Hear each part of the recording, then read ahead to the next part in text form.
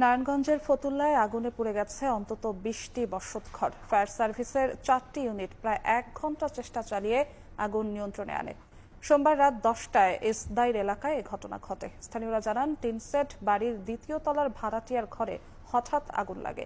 মুহূর্তেই আগুন আশেপাশের ঘরগুলোতে ছড়িয়ে পড়ে। পরে ফায়ার সার্ভিসের মণ্ডলপাড়া ও হাজীগঞ্জ স্টেশনের ৪টি ইউনিট ১ ঘন্টার চেষ্টায় আগুন নিয়ন্ত্রণে আনে। ততক্ষণে পুড়ে যায় অন্তত ২০টি বসতঘর ও যাবতীয় আসবাবপত্র। তবে কেউ হতাহত হয়নি। বৈদ্যুতিক শর্ট সার্কিট থেকে আগুনের সূত্রপাত বলে ধারণা ফায়ার সার্ভিসের।